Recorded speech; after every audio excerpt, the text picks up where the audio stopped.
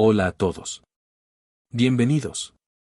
¿Alguna vez te has preguntado si el hágase la luz del Génesis fuera la descripción poética de la inmensa explosión energética del Big Bang? Hoy, la ciencia y la fe parecen converger en un mismo punto: el universo tuvo un principio. Mientras la ciencia nos habla de una expansión rápida y caliente, la fe nos relata una creación estructurada. ¿Es el Big Bang la explicación científica del Génesis? Bienvenidos a un viaje entre la materia y la creación. Comencemos. A ver, pensemos en esto. ¿El universo tuvo un principio? Durante muchísimo tiempo la ciencia dijo que no. Pero curiosamente, una teoría científica revolucionaria y un texto sagrado muy antiguo nos cuentan una historia bastante parecida. Vamos a ver cómo se cruzan los caminos del Big Bang y el Génesis.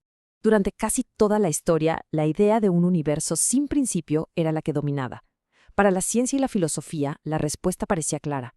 El cosmos siempre ha existido y siempre existirá. Es eterno. Así es, la visión que prevalecía era la de un universo estático, eterno, o sea, sin principio ni fin. Simplemente, siempre había estado ahí. Esta idea estaba tan pero tan arraigada que cuando las propias ecuaciones de la relatividad general de Albert Einstein sugerían un universo en movimiento, él mismo, digamos que metió mano. Introdujo algo llamado la constante cosmológica solo para forzar a que sus cálculos encajaran con un universo estático.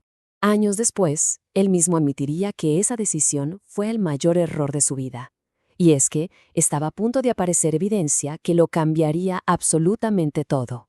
Y aquí es donde la historia se pone buena, porque ese paradigma del universo eterno estaba a punto de romperse. Y todo gracias a un par de personajes que se atrevieron a desafiar lo establecido.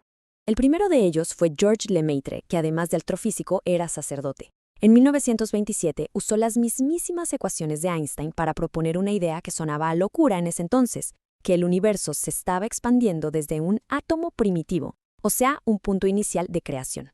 La comunidad científica, con Einstein a la cabeza, de entrada no le hizo mucho caso.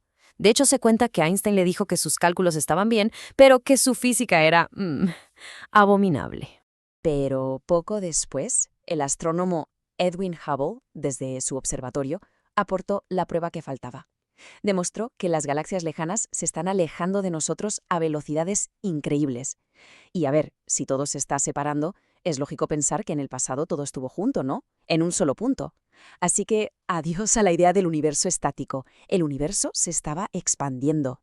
Esto, de verdad, fue un giro de 180 grados. De la noche a la mañana, el universo dejaba de ser este escenario eterno e inmutable para convertirse en algo con una historia, con un pasado y sí, con un principio. Ahora, la lógica era, si hubo una gran explosión, un Big Bang, tenía que haber quedado algo, ¿no? Como un eco, un resplandor de ese momento inicial. Y justo eso fue lo que predijeron científicos como George Gamow. Y lo increíble es que en 1965, dos ingenieros, Arnold Penzias y Robert Wilson, lo encontraron de pura casualidad. Estaban tratando de eliminar un ruido súper molesto de su antena de radio, y resulta que ese ruido era nada más y nada menos que la radiación cósmica de fondo, el eco del Big Bang. Esa era la prueba que faltaba, la pistola humeante, como dicen, la confirmación de que el universo, en efecto, tuvo un comienzo increíblemente caliente y denso.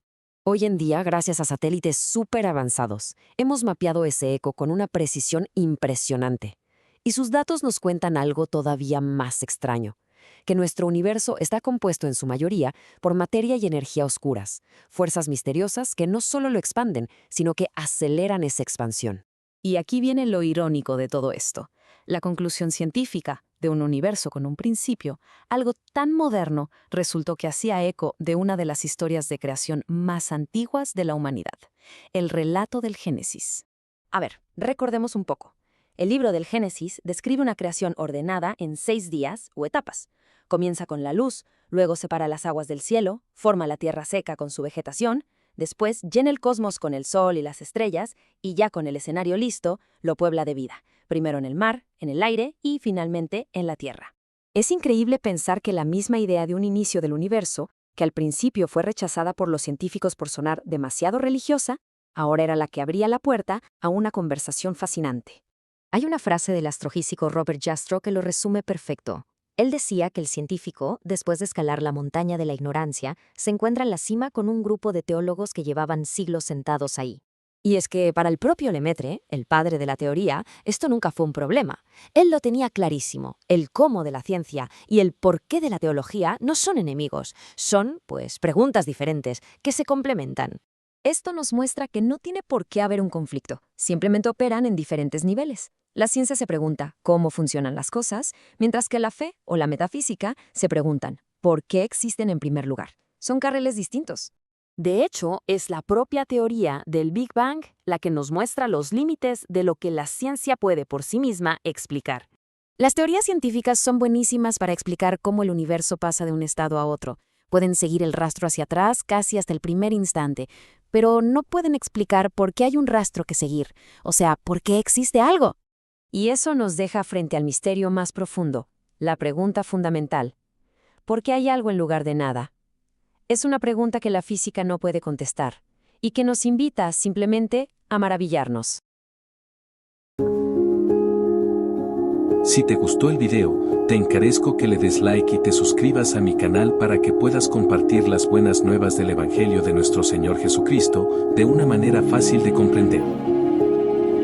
Gracias por ver y Dios te bendiga.